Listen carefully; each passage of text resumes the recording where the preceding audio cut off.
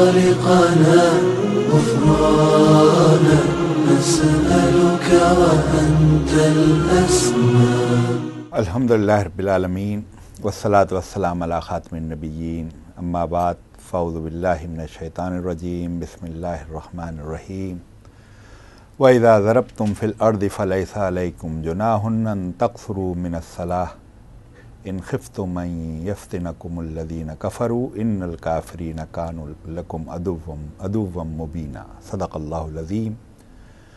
رب اشرح لی صدری ویسر لی امری واحلل عقدۃ من لسانی یفقہوا قولی.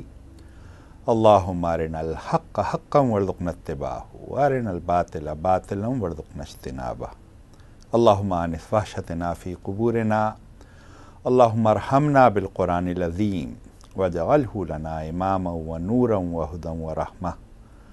اللہم ذکرنا منہ ما نسینا وعلمنا منہ ما جہلنا وارزقنا تلاوتہ آناء اللیل وآناء النہار واجعلہ لنا حجتا یا رب العالمین، آمین. اما بعد، اللہ کے نام سے ہم شروع کر چکے ہیں اور اس کی مدد اور استعانت کے ساتھ آج ہم سورہ نساء کا 15واں رکوع شروع کر رہے ہیں. اور اس 15ویں رکوع میں اللہ تعالیٰ نے اللہ کے رسول صلی اللہ علیہ وسلم کی وساطت سے سارے اہل ایمان کو ایک سہولت فراہم کی ہے، ایک آسانی فراہم کی ہے. اور وہ آسانی اور سہولت کیا ہے؟ پہلی ہی بات اللہ تعالیٰ فرماتا ہے آیت نمبر 101 میں کہ اور جب تم لوگ سفر کے لیے نکلو تو کوئی مضائقہ نہیں اگر نماز میں اختصار کر دو، جبکہ تمہیں اندیشہ ہو کہ کافر تمہیں ستائیں گے، کیونکہ وہ کھلم کھلا تمہاری دشمنی پر تلے ہوئے ہیں.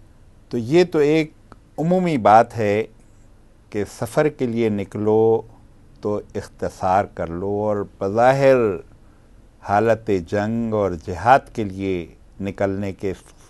خاص قرائن موجود ہیں، لیکن کم و بیش تمام فقہا کا اس پر اتفاق ہے کہ ہر سفر میں اللہ تعالیٰ نے یہ سہولت دی ہے. اور حضور اکرم صلی اللہ علیہ وسلم کا معمول تھا کہ کبھی بھی کوئی سفر آپ نے کیا اس میں قصری کی. بہت ہی شاذ قسم کی ایک آدھ رائے اس طرح کی ہے کہ آپ نے کہیں مکمل نماز بھی پڑھی، ورنہ کم و بیش اس پر اجماع ہے کہ آپ نے ہمیشہ ہی قصر کیا. اور ظاہر قصر کا مطلب یہ ہے کہ جن فرض نمازوں میں 4 رکعتیں ہیں وہ 2 ادا کر لی جائیں، باقی فجر کی 2 ہے تو وہ 2 ہی رہے گی، اور مغرب کی 3 ہے تو اس میں بھی قصر نہیں ہوتا. اسی طرح فقہا نے حد بھی مقرر کی ہے، کسی نے 54 میل کہا، کسی نے 48 میل کہا، کسی نے 3 دن سفر کہا، اور کسی نے یہ کہا کہ جب انسان حالت سفر میں اپنے آپ کو پائے اس وقت اس کو قصر کر لینی چاہیے. اور 15 دن سے کم مدت میں کا اگر اس کا قیام ہو تب تک وہ قصر کرے، الا یہ کہ 15 دن سے زیادہ اس کی مدت ہو، یا کوئی بے یقینی اس طرح کی ہو، کہیں ٹریفک بلاک ہو گیا، آدمی پھنس گیا ہے، تودا گر گیا ہے، اور اب 1 دن گزرا، 2 دن، مہینوں بھی گزر جائیں، تب بھی اس میں مکمل یعنی قصری ہوتی رہے گی. بے یقینی کی کیفیت میں کوئی مدت مقرر نہیں ہے. تو اس پہلو سے پہلی آیت میں اللہ تعالیٰ نے عمومی طور پر یہ ایک سہولت اہل ایمان کو فراہم کی ہے کہ نماز میں قصر کر لیا کرو. روزے میں بھی اللہ تعالیٰ نے یہ سہولت دی ہے سورہ بقرہ میں کہ اگر تم سفر کی حالت میں ہو تو روزہ مؤخر کر سکتے ہو، اور یہاں نماز میں سہولت دی ہے کہ نماز کی حالت میں ہو تو قصر کر سکتے ہو. پر بہتر کیا ہے؟ لوگ یہ کہتے ہیں کہ اب آج کل تو سفر اس طرح نہیں رہا جیسے پہلے زمانے میں ہوتا تھا، اور بڑی فیسلٹیز ہوتی ہیں. تو آج کل کے دور میں اگر کوئی بندہ پوری نماز پڑھنا چاہے تو زیادہ بہتر یہ ہے کہ وہ پوری پڑھ لے، یا زیادہ بہتر یہ ہے کہ پوری نماز پڑھنے کے باوجود وہ قصر کر کے پڑھے؟ یا خاص طور پہ کہیں جائیں نماز پڑھنے کے لیے، جماعت سے نماز ہو، تو اس صورت میں یہ ہوتا ہے کہ جماعت سے آپ نماز پڑھیں تو آپ ظاہر پوری نماز پڑھیں گے. تو اس میں بھی کوئی ایسی چیز ہے کہ جس سے پتہ چلے کہ کیا چیز افضل ہے، کیا بہتر ہے؟ ویسے تو اس ساری سہولت کے باوجود سفر ہوتا ہے، چاہے آدمی جہازی میں سفر کیوں نہ کر رہا ہو، ہم سب کو تجربہ ہے، اور کتنی ہی سہولتیں ہیں، مسافرت ہوتی ہے۔ تو ایک بات تو یہ ہے، اور یہ کوئی اب ایسی بات نہیں ہے، خیالی عمل کی دنیا ہے، ہم سب اس سے گزرتے ہیں۔ دوسری بات یہ، اللہ تعالیٰ نے ایک تحفہ دیا ہے جو بالعموم فقہا کا اس پر کہ اللہ تعالیٰ کی ناشکری ہے یہ۔ اس نے جب ایک آپ کو آسانی فراہم کی ہے تو آدمی بندگی کے معاملے میں اکڑ کا مظاہرہ نہ کرے، میں ذرا زیادہ ایسا بندہ ہوں، پورا کام کروں گا۔ اللہ تعالیٰ جب سہولت دے رہا ہے تو یہ بندگی کے منافی ہے کہ اس سہولت سے فائدہ نہ اٹھایا جائے۔ بندہ تو بندہ ہے، اس لیے اس کو اس معاملے میں بندگی کا ثبوت دینا چاہیے۔ باقی یہ اپنی جگہ ہے کہ اگر مقامی امام ہو تو اس کے پیچھے نماز پوری پڑھی جائے گی، ورنہ قصر کی جائے گی۔ اسی طرح سنتوں کے حوالے سے بھی اس پر کم و بیش اتفاق ہے کہ حضور اکرم صلی اللہ علیہ وسلم نے فجر کی سنتیں ادا کی ہیں، باقی سنتیں چھوڑ دی ہیں۔ اس میں پھر یہ بھی ہے کہ آدمی سفر میں ہو، جیسے ابھی ٹرین میں سفر کر رہا ہے یا بس میں سفر کر رہا ہے تو سنتیں چھوڑ دینا افضل ہے۔ اور پھر بعض کے نزدیک اگر قیام کی کیفیت ہو اور 15 دن سے کم ہو تو سنتیں پڑھ لینا وہ بہتر ہے، لیکن اس میں کوئی چیز ہارڈ اینڈ فاسٹ نہیں ہے۔ سنتیں یعنی سفر میں تو بہرحال کم از کم میرا رجحان یہ، اس میں تو نہ پڑھنا ہی بہتر ہے جب آدمی حالت سفر میں ہو، لیکن اگر کہیں قیام ہو اور مسافرت میں ہو تو پڑھی بھی جا سکتی ہے، نہیں بھی پڑھی جا سکتی، لیکن اس میں دونوں آرا موجود ہیں۔ اسی حوالے سے پھر جو دوسرا سوال اٹھتا ہے وہ جمع صلاتین کے بارے میں کہ دو نمازوں کو ملانے کا، ظہر اثر اور مغرب عشاء، یہ اختلافی مسئلہ ہے یا اس میں یہ اختلافی مسئلہ ہے۔ اس میں حنفیہ کی رائے یہ ہے کہ اس طرح وہ تو بالعموم جمع کے حق میں نہیں ہیں، لیکن بالکل دونوں کے سنگم پر، مثلا ظہر کی نماز بہت تاخیر سے اور عصر کی نماز ذرا پہلے کر کے تو صلاۃ یعنی جمع ہو سکتی ہے، لیکن یہ نہیں ہو سکتا کہ 1:30 بجے نماز پڑھنی اسی وقت آپ ظہر اور عصر ملا کے پڑھ لیں۔ لیکن دوسرے فقہا وہ کہتے ہیں کہ سہولت کا فائدہ ہی جب ہے اگر جمع کرنے کا کہ آپ ایک وقت میں دونوں نمازیں پڑھ لیں تاکہ پوری سہولت ملے۔ تو اس میں بہرحال یہ اختلاف ہے، فقہ حنفی کے تحت دونوں کے اوقات کا سنگم ہو رہا ہو تو گنجائش ہے، ورنہ نہیں ہے۔ باقی فقہا کے نزدیک اس کی گنجائش ہے۔ سفر کے حوالے سے خواتین کو ایک ایشو ہوتا ہے، کیونکہ یہاں باہر خواتین کے لیے نماز پڑھنے کی جگہ اتنی نہیں ہوتی، جیسے بازاروں میں، مارکیٹس میں، شاپنگ سینٹر وغیرہ میں مردوں کے لیے تو ہو جاتی ہے۔ تو اب جیسے عصر کی نماز کا وقت نہیں ہوا وہ، اور کوئی خاتون گھر سے نکلے ظہر کے بعد، تو اس کو یہ شک ہو کہ کہیں ایسا نہ ہو کہ عصر کی نماز قضا نہ ہو جائے، تو کیا وقت ہونے سے پہلے یہ نماز پڑھی جا سکتی ہے؟ اور یہ کچھ اس سفر کی سہولیات میں سے کسی طرح یہ بات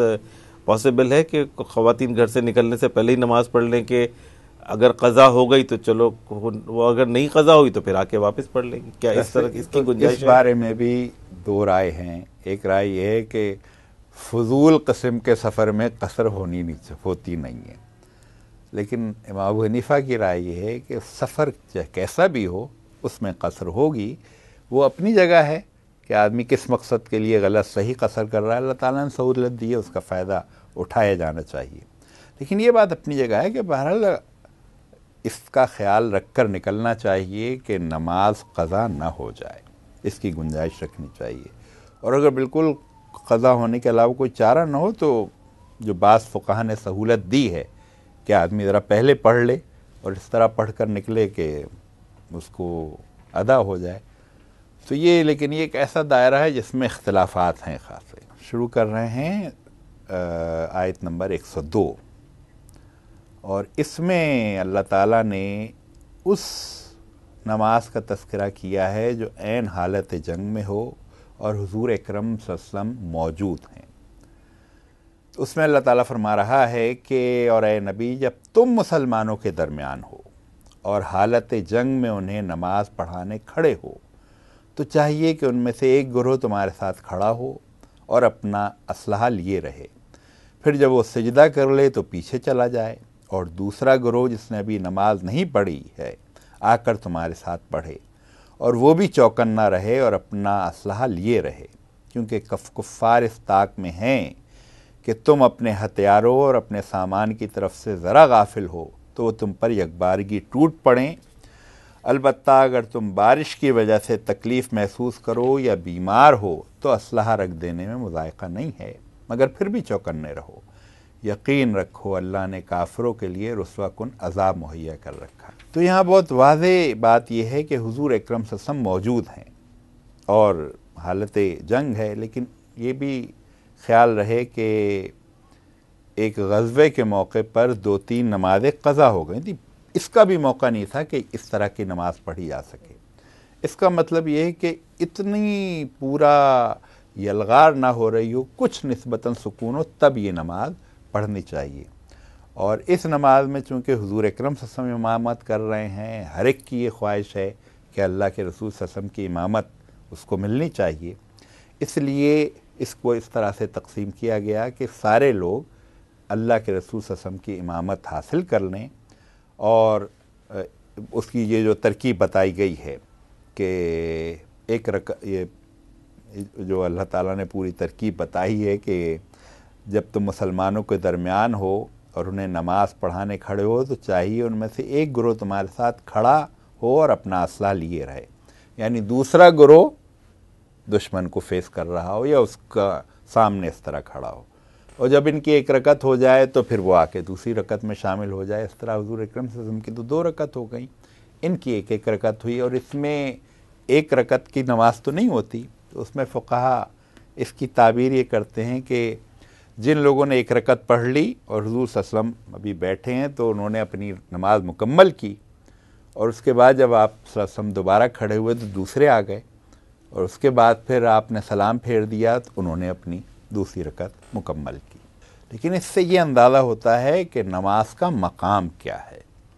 اتنی ٹینشن ہو، بالکل حالات بڑے نازک ہوں، تب بھی نماز، اس لیے کہ اقیم الصلاۃ لذکری، یہ جو اللہ تعالیٰ نے فرمایا ہے، نماز تو میری یاد کے لیے قائم کرو، اس سے اللہ کا قرب ہوتا ہے۔ ساری جد و جہد تگ و دو انسان کر رہا ہے، یہ جہاد اللہ کے لیے کر رہا ہے، تو اس موقع پر بھی اس کو بھولنا نہیں چاہیے۔ اور وہ جو ایک غزوے کے موقع پر حضور اکرم صلی اللہ علیہ وسلم کی نمازیں قضا ہوئیں تو آپ صلی اللہ علیہ وسلم کسی کو بد دعا نہیں دیتے تھے، اس موقع پر آپ نے بد دعا دی کہ تباہ ہو جائیں یہ لوگ جن کی وجہ سے ہماری نمازیں قضا ہو گئیں، یعنی اتنا قلق اور آپ کو اتنا بے چینی تھی۔ تو یہ جو نماز صلاۃ خوف ہے، یہ صرف نبی اکرم صلی اللہ علیہ وسلم کی حیات کے لیے تھا؟ یہ تو مخصوص شکل ہی ہے، اس کو یعنی آج اس کا کوئی صورت نہیں ہے؟ بظاہر یہی لگتا ہے۔ اس کے بعد آیت نمبر 103 میں ہے، پھر جب نماز سے فارغ ہو جاؤ تو کھڑے اور لیٹے اور بیٹھے ہر حال میں اللہ کو یاد کرتے رہو، اور جب اطمینان نصیب ہو جائے تو پوری نماز پڑھو۔ نماز در حقیقت ایسا فرض ہے جو پابندی وقت کے ساتھ اہل ایمان پر لازم کیا گیا ہے۔ ان الصلاۃ کانت علی المؤمنین کتابا موقوتا، یعنی یہ وقت کے ساتھ پابندی ہے۔ تو نماز تو ظاہر ایک وقت مقرر ہے، لیکن اللہ کی یاد کسی وقت کی پابند نہیں ہے اور کسی خاص حیت کی بھی پابند نہیں ہے۔ اسی لیے یہاں فرمایا تو کھڑے، بیٹھے، لیٹے، جو سورہ آل عمران میں ہے،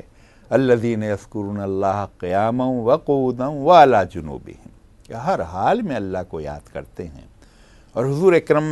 صلی اللہ علیہ وسلم کی ساری زندگی میں جو آپ دیکھیں، ہر موقع کے لیے ذکر ہے۔ اب وہ ایسا نہیں ہے کہ ذکر کے کوئی دعا سیکھنا پڑی، اور وہ ایک نیچرل زندگی کا حصہ تھا۔ اسی لیے وہ دعا جو ایک سکھائی ہے اللہ کے رسول صلی اللہ علیہ وسلم نے، اللہم اجعلنی لک ذکارا لک شکارا لک رہابا، ان سب میں مبالغے کے صیغے ہیں کہ اللہ مجھے بے پناہ ذکر کرنے والا، اور وہ اس کی شان نظر آتی ہے جو بے شمار ہر موقع پر ذکر نظر آتا ہے۔ حالانکہ بیوی سے خلوت کا بھی ذکر موجود ہے۔ اس سے اندازہ ہوتا ہے کہ آپ صلی اللہ علیہ وسلم کسی وقت اللہ کو بھولتے نہیں تھے، ہر وقت یاد رکھتے تھے۔ آیت نمبر 104 ہے، اس گروہ کے تعاقب میں کمزوری نہ دکھاؤ، اگر تم تکلیف اٹھا رہے ہو تو تمہاری طرح وہ بھی تکلیف اٹھا رہے ہیں۔ یہاں اللہ تعالیٰ نے ایک بڑی خاص بات کی ہے کہ سبق کس سے لو؟ اپنے مخالفین سے لو، کہ اگر تم حق سمجھتے ہو، سچائی سمجھتے ہو، اس کے لیے تم تکلیف اٹھا رہے ہو، اور ان کو باطل سمجھتے ہو، تکلیف تو وہ بھی اٹھا رہے ہیں۔ اس گروہ کے تعاقب میں کمزوری نہ دکھاؤ، اگر تم تکلیف اٹھا رہے ہو تو تمہاری طرح وہ بھی تکلیف اٹھا رہے ہیں، اور تم اللہ سے اس چیز کے امیدوار ہو جس کے امیدوار وہ نہیں۔ یعنی ان کا تو ساری دنیا ہی ہے، وہیں کامیابی، کامرانی، فتح، لیکن تم تو اس دنیا سے بڑھ کر آخرت کے بھی، تو تمہیں تکلیف یا پریشانی ہو تو ان سے زیادہ گویا صبر کا اور استقامت کا مظاہرہ کرنا چاہیے۔ تو اللہ تعالیٰ فرما رہا ہے اگر تم تکلیف اٹھا رہے ہو تو تمہاری طرح وہ بھی تکلیف اٹھا رہے ہیں، اور تم اللہ سے اس چیز کے امیدوار ہو جس کے وہ امیدوار نہیں ہیں۔ اللہ سب کچھ جانتا ہے اور وہ حکیم اور دانا ہے۔ اس میں صرف ایک بات یہی یاد آتی ہے کہ جو لوگوں نے باطل کا نظام قائم کرنے کی کوشش کی، یعنی ہم نے دیکھا جیسے کمیونزم وغیرہ کا، تو ان لوگ نے جتنی قربانیاں دیں جو کہ صرف دنیاوی مقاصد کے لیے تھی، تو آج دین کو قائم کرنے کے لیے لوگوں کو اسی سے کم از کم سبق لینا چاہیے کہ اگر دنیا دار لوگ اتنی قربانیاں دے سکتے ہیں تو پھر دینداروں کا بھی اپنے ایک تقاضے پورے کرنے اللہ تعالیٰ سے محبت کے۔ ہاں، ویسے تو یہ ایسا موضوع ہے جس پر خاصی بات اور بڑے پہلو ہیں اس کے۔ ہمارے ہاں بعض لوگ اس طرح کی بات کرتے ہیں نا کہ گھر والوں کو حقوق ہیں اور یہ ساری چیزیں، اور سب چیزیں ظاہر موجود ہیں، اللہ تعالیٰ نہیں بتائیں، باقی تو بندوں کے حقوق، رشتہ داروں کے حقوق، ماں باپ کے حقوق قرآن نے جو کچھ بتائیں کہیں ہے ہی نہیں۔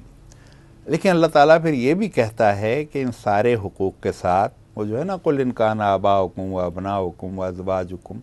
یعنی جس نے حقوق بتائیں اب وہ کہہ رہا ہے ان سب کو ایک طرف احب الیکم من اللہ ورسولی، اللہ اور اس کے رسول سے زیادہ یہ اگر محبوب ہو جائیں تو یہ یعنی اس کا مطلب، لیکن جو بات آپ نے چھیڑی ہے، یہ جو طاغوت کے لیے کام کر رہے ہیں، اب امریکی فوجی آئے ہوئے ہیں افغانستان کے، سارے اپنے رشتہ داروں کو لے کے آئے ہیں، بال بچوں کو لے کر آئے ہیں، لوگ ملازمت کے لیے چلے جاتے ہیں، کیا ماں باپ کو لے کر جاتے ہیں؟ لوگ پڑھنے کے لیے چلے جاتے ہیں، یعنی دنیا کے چھوٹے چھوٹے معاملات میں تو ہم ماں باپ کو بھی چھوڑ دیتے ہیں، گھر والوں کو بھی چھوڑ دیتے ہیں، بال بچوں کو بھی چھوڑ دیتے ہیں، لیکن اب یہاں بات آتی ہے تو کہتے ہیں وہ یہ حقوق ہیں۔ تو اس لیے اللہ تعالیٰ معمول سے ہٹ کے، معمول ہے یہ ہماری زندگی، کوئی ایب نارمل بات نہیں کرتا کہ اللہ تعالیٰ کہتا ہے کہ احب الیکم من اللہ ورسولی، یہ کوئی غیر معمولی بات نہیں ہے، یہ نیچرل ہے، سارے لوگ اسی سے گزرتے ہیں، مسلمان کیا غیر مسلم اس سے گزر رہے ہیں۔ تو یہاں پر اللہ تعالیٰ نے تو صرف اس کا اشارہ کیا ہے، اس کو تفصیل سے سورہ توبہ میں کھول دیا ہے۔ ہم رکوع نمبر 16 کا آغاز کر رہے ہیں، جس میں اللہ تعالیٰ فرماتا ہے اے نبی صلی اللہ علیہ وسلم، ہم نے یہ کتاب حق کے ساتھ تمہاری طرف نازل کی ہے تاکہ جو راہ راست اللہ تعالیٰ نے تمہیں دکھائی ہے اس کے مطابق لوگوں کے درمیان فیصلہ کرو،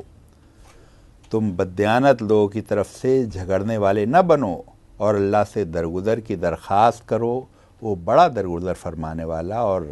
رحیم ہے۔ یہاں ویسے تو یہ ایک مخصوص واقعے کی اس میں، اس کے شان نزول میں ایک مخصوص واقعہ آتا ہے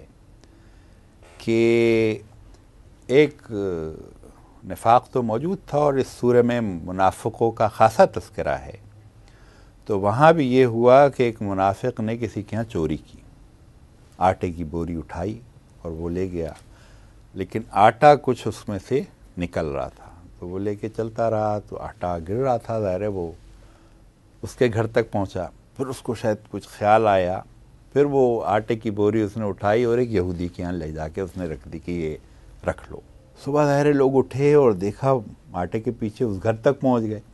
اس نے کہا میرے پاس تو آٹا نہیں ہے، بوری نہیں ہے۔ پھر وہ باہر نکلے اور دیکھا ہوگا تو اچھا وہ اور جا رہا ہے، ایک یہودی کے یہاں پہنچے تو اس نے کہا ہاں یہ صاحب رکھ گئے تھے اور میرے پاس تو امانت ہے یہ، لیکن وہاں اس منافق اور اس کے رشتہ دار اور نہیں یہ تو یہودی نے چرایا ہے، الزام اس پہ لگ رہا ہے، یہ مسئلہ آ گیا تھا۔ تو اس پر گویا اب ظاہری جو سارے قواعد وہ قرائن اور شواہد تھے وہ سب یہودی کے خلاف جا رہے تھے، لیکن اللہ تعالیٰ تو ظاہر حق، الحق من ربکم، حق تو بس اللہ ہی تعالیٰ دے سکتا ہے، یعنی حضور اکرم صلی اللہ علیہ وسلم بھی ظاہری شواہد پر یہی فیصلہ کرتے کہ یہ تو یہودی ہے، لیکن حضور اللہ تعالیٰ نے فرمایا کہ آپ کی طرف ہم نے یہ کتاب حق کے ساتھ نازل کی ہے،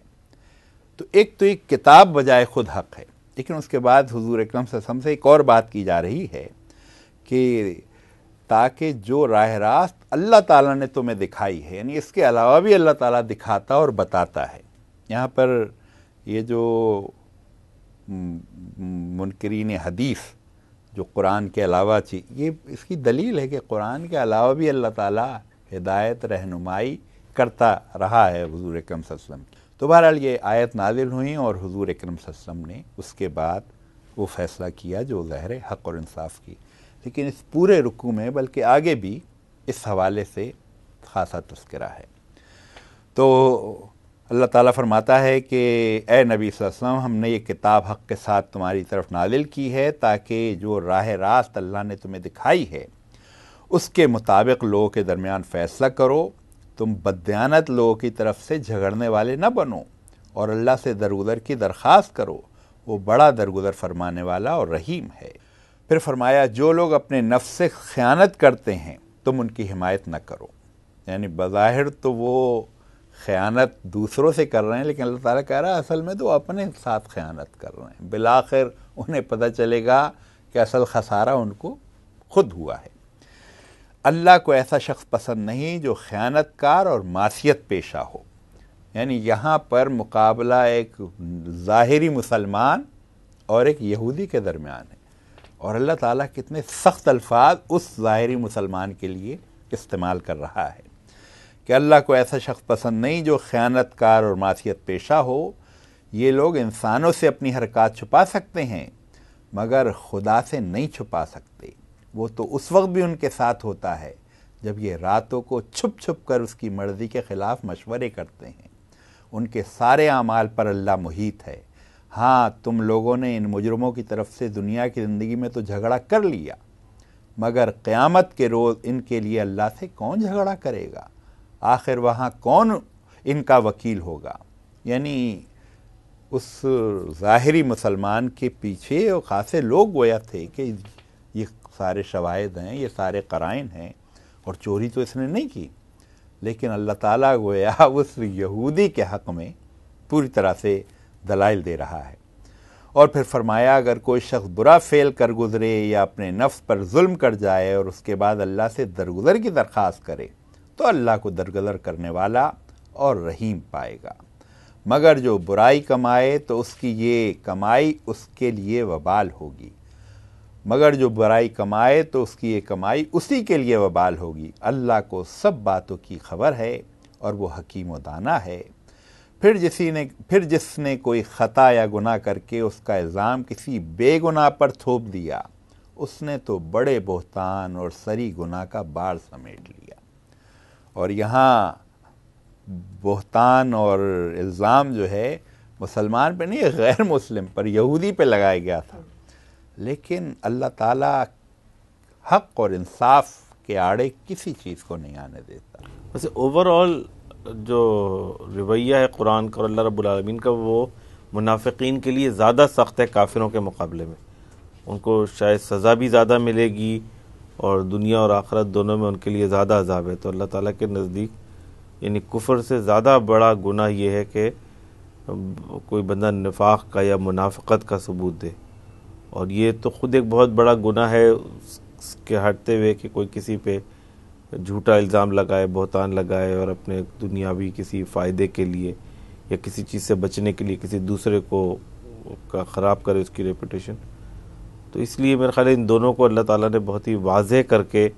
قرآن میں بیان کیا، کیونکہ یہ عام اہم معاشرتی ایشوز ہیں یہ، اور اسلام کا جو سوشل جسٹس کا پورا نظام ہے اس نے ان معاملات کو بھی بڑی غیر معمولی اہمیت دی ہے، جو بظاہر شاید چھوٹی چھوٹی لگتی ہیں لیکن اسلام نے اس کو بڑی غیر معمولی اہمیت دی ہے۔ ویسے تو یہ منافقت میں اسی سورہ میں ابھی تذکرہ چل رہا ہے، اور اللہ تعالیٰ کی سختی کا اظہار مزید ہوگا۔ اسی قرآن میں ہے نا، ان المنافقین فی الدرک الاسفل من النار، کہ یہ منافقین جہنم کے سب سے نچلے درجے میں ہوں، یعنی کافروں سے بھی زیادہ، اس لیے کہ کافر تو کھلا ہے، جو کچھ ہے سامنے ہے، یہ اصلاً تو وہی ہیں لیکن ظاہر یہ کرتے ہیں، دھوکہ دیتے ہیں اور ادھر بھی یہ اور ادھر بھی دونوں طرف موقع تلاش کرتے رہتے ہیں، جس کا تذکرہ بھی آگے بھی آ رہا ہے۔ اس پورے رکوع میں ایک حصہ ہے جس کو کہتے ہیں ٹینشن گریبنگ ٹائپ کا ہے، جہاں اللہ تبارک و تعالیٰ فرما رہے ہیں کہ یستخفون من الناس ولا یستخفون من اللہ وہو معہم اذ یبیتون ما لا یرضی من القول۔ یہ لوگ انسانوں سے اپنی حرکات چھپا سکتے ہیں مگر خدا سے نہیں چھپا سکتے، وہ تو اس وقت بھی ان کے ساتھ ہوتا ہے جب یہ راتوں کو چھپ کر اس کی مرضی کے خلاف مشورہ کرتے ہیں۔ ایک تو یعنی یہ چیز جاننا کہ اللہ تبارک و تعالیٰ مستقل چیز کو دیکھ رہے ہیں، جو حضرت لقمان علیہ السلام بھی اپنے بیٹے کو کہتے ہیں کہ یا بنی انہا ان تک من مثقال حبۃ وخردل فتکن فی صخرۃ او فی السماوات او فی الارض یأتی بہ اللہ ان اللہ لطیف خبیر، کہ یعنی انسان اگر کوئی چیز چھوٹا سا دانہ بھی، رائی کا دانہ بھی لے اور دنیا اور آسمان کی ہر چیز کے نیچے چھپا بھی دے ایک پتھر کے نیچے، تب بھی وہ اللہ تعالیٰ کو خبر ہوتی ہے۔ تو جب تک انسان اپنے تصور میں اس بات کو نہ رکھے کہ میں مستقل اللہ تعالیٰ ہر چیز کو دیکھ رہا ہے اور میں اسی کی رضا کے لیے کر رہا ہوں، اور انسانوں کا جو امپریس کرنا ہے یا ان سے متاثر ہونا ہے اس کو اپنے ذہن سے جھٹکے، اس وقت تک وہ صحیح رستے کی طرف بڑھ نہیں سکتا۔ اور یہ ایک بڑی مشقت کی ایک ایکسرسائز ہے جتنی مجھے سمجھ میں آتی ہے کہ انسان کو مستقلاً اپنے آپ کو اس چیز کی یاد دہانی کراتے رہنا چاہیے اور اسی کی طرف اپنے قدم بڑھاتے رہنا چاہیے۔ اس کا علاج تو وہی جو پچھلے رکوع میں ہے نا، کہ اللہ کا ذکر اور نماز، یہ وہ ہے جو بندے کو مسلسل اللہ کے سامنے حاضر و ناظر رکھتی ہے، اور وہی چیز ہے کہ اگر انسان اس کو خلوص کے ساتھ کرے تو اس کو ابھی اس سب کا تذکرہ مزید آگے آ رہا ہے۔ اصل میں نفاق جو ہے وہ تو کیفیات اور خصلتوں سے پتہ چلتا ہے، یعنی وہ ورنہ تو آدمی کلمہ پڑھے ہوئے مسجد میں موجود ہے، وہ عبداللہ ابن ابی جمعے میں سب سے آگے آتا تھا، پہلے مسجد میں آتا تھا، اور حضور صلی اللہ علیہ وسلم خطبے کے لیے کھڑے ہوتے تھے تو کہتا تھا لوگوں ذرا غور سے سنو، اللہ کے رسول آپ سے مخاطب ہیں، یعنی اپنی چودراہٹ بھی گویا برقرار رہے اور اپنا اس بات کا بھی ثبوت ہو کہ میں بڑا، لیکن جو کچھ اس کا بارے میں اللہ تعالیٰ نے فرمایا ہے تو اس سے یہ بھی پتہ چلتا ہے کہ وہ بعض لوگوں کا جو وہ کہ یہ اس رکوع سے متعلق تو نہیں ہے کہ بعض لوگ اس پر کہتے ہیں نا کہ ہم نے خانہ کعبہ میں یوں نماز پڑھی اور خانہ کعبہ کے چھت پر نماز پڑھی، اللہ وہ کو عبداللہ ابن ابی حضور صلی اللہ علیہ وسلم کی پہلی صف میں سب سے آگے ہوتا تھا، اس کے بارے میں اللہ تعالیٰ نے قرآن میں کیا کہا ہے؟ تو اس لیے نفاق اللہ تعالیٰ کو سخت ناپسند ہے۔ یہاں پہ 16 رکوع چونکہ مکمل ہو رہے ہیں تو پھر ایک وقفہ کر رہے ہیں اور وقفے کے بعد پھر انشاءاللہ حاضر ہوں گے۔ یا خالقنا غفرانا نسألك وأنت الأسمى